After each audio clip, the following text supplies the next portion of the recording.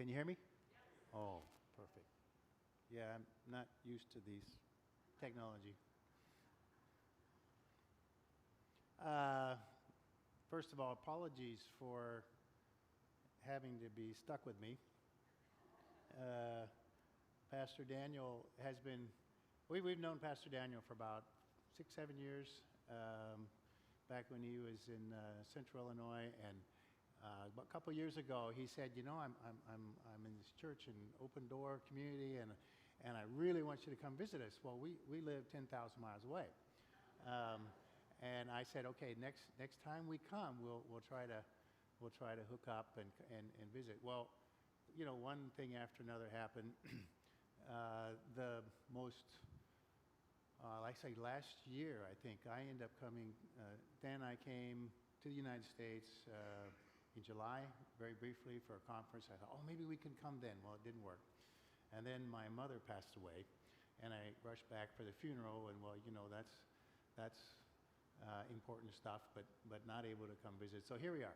And when Pastor Daniel's, we made all the arrangements, and he said, great, so just, 10 minutes during the service, say a little bit about who you are, and then he'll do the sermon, and then we'll have fellowship time. Well, here I am, and no Pastor Daniel. And he called me yesterday as we were driving and said, uh-oh, got a problem. Well, that's okay. So I will. And I don't have a sermon in my back pocket. We do have to do a lot of that kind of stuff in Thailand where I'm at, but we do it in Thai. So if you let me do it in Thai, it'll be fine. But I wanted to start us off with a scripture. This is Acts 4. Verse 13, and I find this a fascinating scripture passage. So let me just read it. When they saw the courage of Peter and John and realized that they were unschooled, ordinary men, they were astonished, and they took note that these men had been with Jesus. Unschooled, ordinary. I love that. So we all know the story of Peter, right? How he was a follower of Jesus. Where did Jesus pick him up? He was fishing. He was a fisherman. He's completely uneducated. He was probably totally illiterate. Jesus was amazing in how he did that kind of stuff. He didn't pick, talented, skilled people. He does things differently. You look at Peter's life and you realize, wow, all these little bits in the story. Remember that bit where Jesus was on the mountain, and there was this event where 3 people show up. Peter's asleep with James and John, and he sees, like, who are these guys? Oh, it's Elijah and Moses, and I can't remember who the third person was, but he was so excited, and he just blurts out, hey, let's build a tent. He speaks before he thinks. That's kind of like me. I think some of us are that way. And then further in the story of he's on the Mount of Olives with Jesus the night he was betrayed, and these guys come, and Peter whips out his sword and whacks somebody's ear off. Like, wow, he's not only, rash, but he's a hothead. So Peter had all these interesting characteristics that we learn about as we go through the scriptures, and then at the end of the time with Jesus, when he denies Jesus, and we've all done that, and he comes back around. Jesus still says, I think it's in Matthew where Jesus says, I will build my church on this rock. So this ordinary, unschooled guy becomes the one of the founding fathers of the Church of our Lord Jesus Christ. So I want to encourage us today with some stories. We see them all through the scriptures where God doesn't do things the way we think they should be done. And in the middle of all this little chatting, I will also share about us, because that's what I would prepare to do, is to share about us. So we are ordinary people, my wife and I. Dan, you want to stand up real quick? This is my wife, Dan. Today is our 34th anniversary. Thank you. Thank you, thank you. So we live in northern Thailand. This is a picture of actually several countries. It's the Southeast Asian map there. So the little darker green is Burma, which is to our west. Thailand is the yellow. And then to the east is Vietnam, Laos, Cambodia, and to the north of us is China. So we're in a little space. Chiang Rai is the town we're in. It's a little space that just borders Laos and Burma. So we call it the Golden Triangle. We've been there for quite a while. Just a little background about my side. My parents were American Baptist missionaries. That's my dad when he looked different. He's 95, he's still alive, but he doesn't look like that anymore. This was probably taken in the 70s. He worked with the Karen. The Karen are one of the ethnic tribal people in northern Thailand. So I was raised there. That picture, oh, it's upside down. Well, we won't look at that picture. That's too bad. That was a nice picture. It's a Land Rover. That's an old Jeep, British Jeep vehicle. And that thing, my mom drove it. My dad did too, but my mom had to drive quite a bit. And there's 3 little boys in that car, and one of them's me. The lady driving, she's funny. It's my mom, but she's got earrings on. And it's, I love that picture because it was probably taken about 1965 when they were living in a village, and we were, of course, the kids were with them, but they had the 4-wheel drive everywhere. It was all mud. And here's Mom, got her earrings on. So that was us. So fast forward, Dan and I met and got married in 1991 in Chiang Rai. So I had, after growing up in Thailand, I had gone back to the United States for college, came back and worked as a volunteer with the church for several years, met Dan, and we got married in 91. So I had gone back to work about 6 years already at that time. Dan is Thai and became a believer through knowing mutual friends of mine, just around the same, just about 6 months before we were married. So we've been in Thailand serving now for, oh boy, I went to Thailand in 85, so you can, oops, it's been 40 years. I'm surprised that the time has gone by that fast. I don't look like I'm 40, but I feel like I'm 40. No, just kidding. We have 3 kids. They've all graduated. They're adults now. They came back to the United States, went to school, and then lo and behold, they decided they want to go back to Thailand. So they're all living in Thailand, and because they have college degrees and this crazy business of COVID, how it changed everything, they can all work online. So they're working online. One works for a British company, another one works for a Middle Eastern company, and another one works for a U.S. company. But they're all in Thailand. So it's a strange world, isn't it? So our ministry in Chiang Rai has been, because we have been in and out of Chiang Rai mostly for the last 40 years. So that's been our home. We are, we were, Dan and I were living in Chiang Rai when we had one traffic light.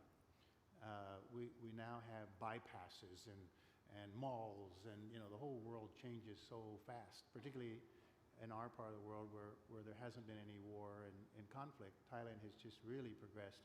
But we also didn't have a lot of foreigners where we live. A few missionaries that lived out in the boonies, but today there's lots and lots of foreigners, and we become sort of the old or advisors and the ones who are, if you don't know where something is, call up Scott and Than. They've been there 40 years. Come on, they know everything. That's sort of the thing that people think of. But we do have a lot of young missionaries coming, a lot of young workers that we are able to advise and support. But my calling, I feel, is to support local ethnic ministries as much as possible, because those are the ministries that are going to be around a long time. And that's what we've been doing for a number of years. About 10 years ago, I guess, we felt very strongly that the Lord was calling us across the border in eastern Burma. So it's called Eastern Shan State. We started traveling across the border. It's about 100 miles into the city up there that we were trying to work in. A lovely little place. Oh, it's upside right this time. Good. So it's Shan is one of the people groups of Burma, and so the Shan people make up most of this town. We were living there. We actually finally, after 5 years of going back and forth, we finally got permission to live there, because both Dan and I are foreigners, and being an American, it makes it even more difficult. They really didn't want foreign missionaries living there, but the Lord provided a way, and we got to be resident there in about 2018, 2019. Well, guess what happened in 2020? We had COVID, like we have today in our church. At that time, remember how the whole world just kind of freaked out, and the borders all closed. Well, we had to come back to Thailand because the borders, Chengtung is only 40 miles from the China border. So they freaked out even more, and they shut it all down, and we were stuck in Thailand. But while we were in Thailand, still trying to do ministry across the border and helping our colleagues. So we're working with ethnic minority people on the Burma side as well as the Thai side, and these are Christian ministries that are trying to reach other people and help other people. In the midst of all that, you might not have heard about this, but in 2021, Burma had a coup, and the military took over the country, and a civil war erupted. The 80–90% of the population didn't want the military in control, and they took up arms, and they've done what they can to resist the military. The military has jets, and they have helicopters, and the resistance has pop guns and little slingshots and bows and arrows. A little more than that. They're getting more than that, but it's not much. So they can't shoot down those planes, and they're bombed every day, and it's a mess. Millions of people are in the jungle, living in dire circumstances right now. It's kind of heartbreaking, but it's been going on for 4 years. And here we are doing ministry in the region, trying to encourage churches and see them be salt and light to the world. Well, then all these things keep happening in Burma. It's crazy. The civil war they're in the middle of a civil war, and they had a typhoon. And then last year they had a flood, a huge flood. Thousands of people were affected. We were affected. Then we had an earthquake this March. 5,000 people, 4,000 people were killed. And some of these pictures, I don't know. This is Mandalay. I don't know if you've heard of that town. It's a big city in northern Burma. It's a beautiful ancient town that just pretty well got leveled. It's just a mess. So in the midst of all this, we're busy trying to do ministry, but then we also feel like, well, we need to do relief. We need to provide as much, because it sort of takes over, when all these urgent needs come, you want to get out and help people. So because our border, that red arrow is where we can cross the border, we're able to ship goods across the border, and we do it together with partners. On the western side of our border, we also have relief work going on. This is done through the church. Most of the work that we do is done through local churches, and they're amazing what they do. So in the midst of all this, we're always like, well, how can we go beyond just, you get relief fatigue because it's on and on and on, and trying to help people and relieve their circumstances. But how can we, our question is always, how can we empower our church, our local churches, to truly love our neighbors and help people beyond just relief? And that's kind of in the middle of what we're doing now. So we're trying to do training, we're trying to do capacity building. These are some local church folks that we work with. There's training centers right now. People are in the jungle, so they're not able to farm their fields and do cash crops like they were doing. So there's a need to figure out how to eat. So they're figuring out how to do subsistence farming, which is what their grandparents did. But so we going back to doing training. And what we do is bring people across the border to the Thai side. There's a new training. We have 2 training centers now that we're working with, and one is just across the border on the Thai side from Burma, near where we live, up in Chiang Rai. And we've got this new center we're just getting set up. But okay, so that's enough about us. That gives you a picture of our ministry and what we're doing. We're not amazing people. I noticed that you may I felt this in the past, that when we come visit churches or we'll go to a conference, it's like, oh, you're a missionary. Yeah, so well, we're not. It's not like we're all that special, but people treat us like we're special, and I feel a lot like Peter. I feel a lot like we're just ordinary people. I don't have a whole lot of training and a whole lot of stuff. I'm just doing what I feel like God's asked me to do. And today, I wanted to share in that theme another couple of stories about just normal, ordinary people and how their lives have affected other people's lives. So here's a story about one. One is a Karen woman. She's I don't see, you can't see that very well. Karen are one of the ethnic minority people. It's the same people group that my parents work with. And this woman has been coming to our house to work as a cleaner and a helper for my wife.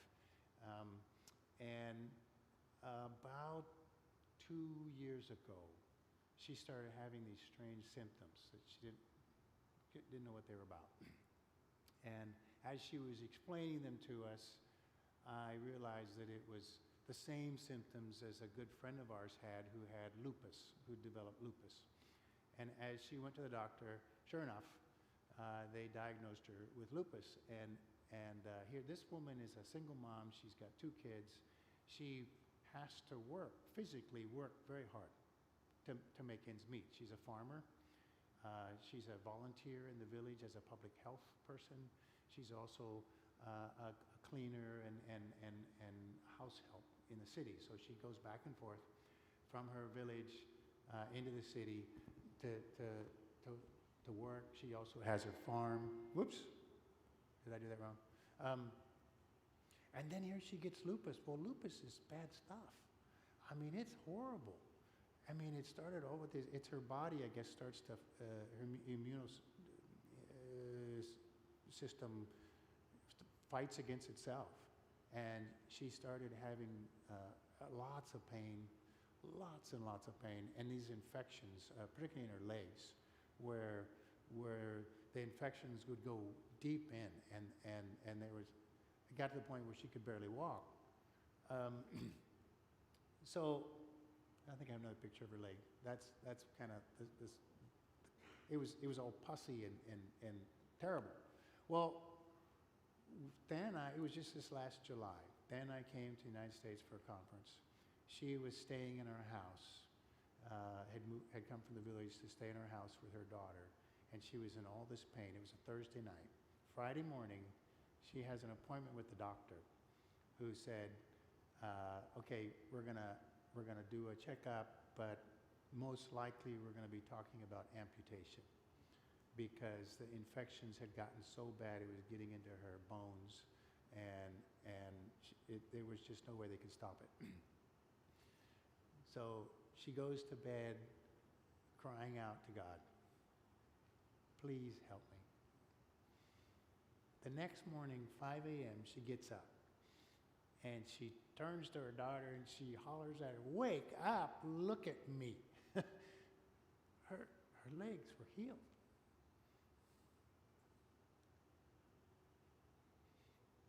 Not much to say about that, huh? It's unbelievable.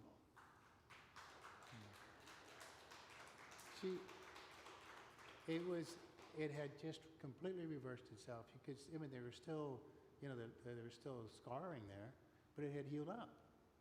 And she had no pain. So she goes to the doctor for her appointment at 10 or 11 o'clock in the morning, and doctor's sitting there looking at the clipboard, and he's going, okay, so yeah, today we were going to talk about the amputation thing, and okay, let's see your legs. And, oh, what happened? Oh, I must be a good doctor. Oh, wow. And, he's like, well, what medication did I prescribe last time? And it had been several months, and, things hadn't gotten any better. They'd gotten worse until the night before. And she's like, yes, doctor, I thank you for your wonderful service and taking care of me, but I want to thank God. And he's not a Christian. He was like, what? Thank who? Not me? So she that day, she started telling people about what had happened to her. And she's not a preacher, she's a bit talkative, that's true. But she's very active in her church and she loves the Lord. So goes back to her village and they're like, everybody's excited. So she's has all these opportunities to share. Well, you come up here and tell your story. And so she's been in all these churches all over the place and around. She was in the market and people will come up to her and go, you're the lady who was healed.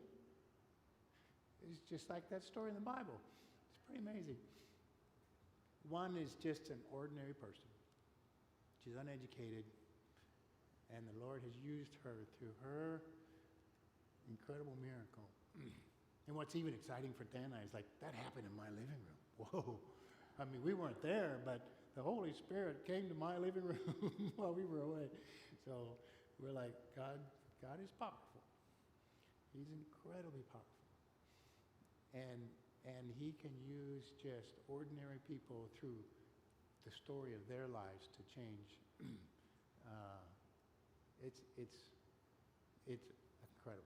Yeah, I just feel like, wow, we get to work with people like this who the Lord makes things happen, And she's funny because she didn't act like it was, she's like, yeah, that's been a pretty wonderful thing. I was like, did you think that God could do that? Yeah, of course.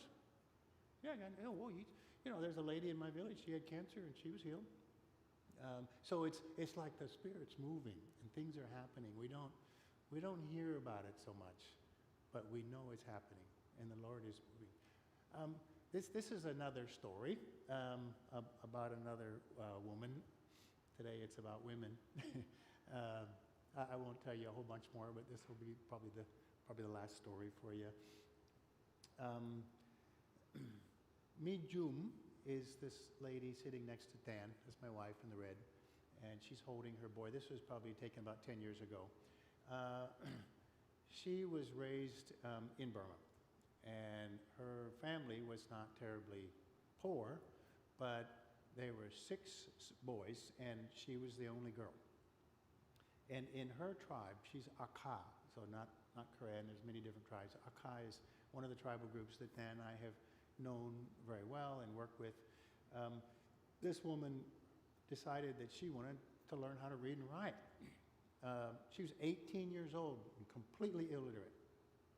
So she told her parents, I want to go study. Her brothers could read and write because her parents sent them to school. But they wouldn't send her to school because she was a girl. And traditional Aka culture doesn't have much value on women and young girls, so they don't put much investment in them. well, they're going to get married and run off and be somewhere else anyway, or, they're more of a commodity. And her parents, it's not like they didn't love her, it's just that that was the culture that they were raised in, and so that's how they treated her. Said, yeah, if you want to go to Thailand and do whatever you want, yeah, be sure to send some money home when you go, if you get a job. But she went to Thailand and she found a Christian ministry that was actually started by American Baptists called the New Life Center. And New Life Center in Thailand has been going for about 35 years, and it's specifically for tribal women, ethnic minority, poor women who've not, or young women, I guess you'd say, or teenagers who've never had a chance to go to school. She joined that program, and in 4 years, she was literate. She had skills to be a beautician. She had skills to do hairdressing, and oh my goodness, she learned how to make dresses, and she was all skilled up. She was excited, but then she decided she wanted to go to Bible school. And so she tried, there was a local Bible school there in Accra that she went to, and met a guy. And you know how it goes, she met a guy and they got married, and turns out this guy's from Burma. And that was okay, because Accra, from both sides, they speak the same language. Well, he couldn't get papers. He could not find a way to live in Thailand legally. So after they had their little boy and after they settled down, no, I think their first child was a daughter. After they had their daughter and they were fairly settled, he said, I'm going to get arrested if I don't leave the country. So he went back to Burma, and he said, come with me. We'll go back to Burma together. And she's like, what, are you crazy? That's the country that oppressed me. That's the country that I didn't get, there's no opportunity there. I'm not going back. So she'd moved to Thailand. It was kind of like, people from Latin America moving to the U.S. You come to a country with opportunity. She said, I'm not going back there. Well, the Lord tugged on her several times, and after some time, she finally said, okay. And Dan and I had already gone up to Burma. We were staying there. So she said, all right, I'll come. And when she gets there, she went kicking and screaming, basically. But she felt like she had to keep her marriage together, and this is what she needed to do. She's going to follow the Lord. And the Lord just opened up opportunities. She has just, because of her exposure, her Bible training, and as a woman with very few women who've had this kind of chance, here's this illiterate 18-year-old goes back to her village 10 years later and becomes an incredible change agent. She's changing lives. She's changing the communities. And there's all kinds of incredible stuff happening. It just blows you away. This is the latest thing that she's done.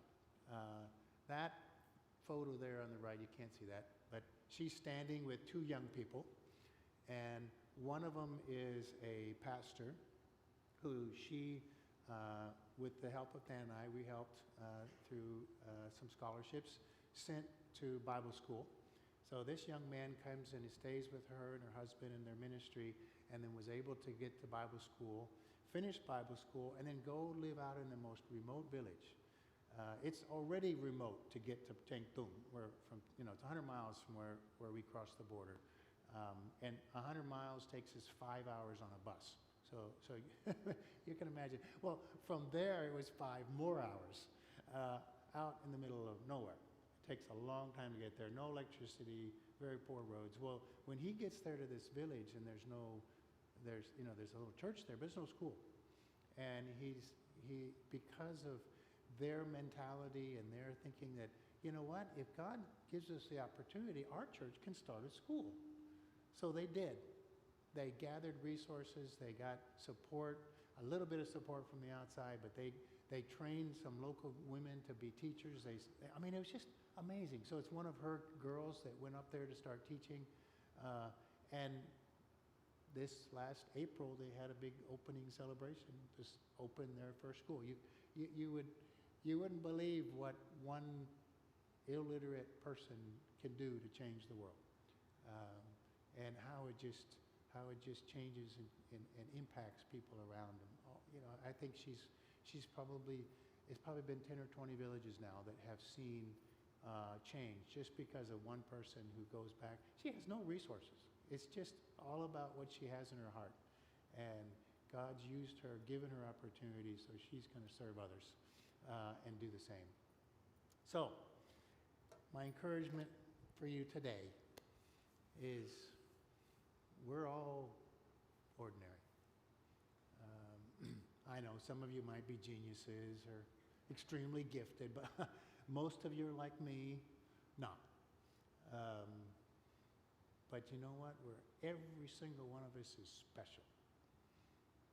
And the Lord loves each one of us and will use each one of us for the gifts that we have to change and transform lives for Jesus. Be blessed. In Jesus' name.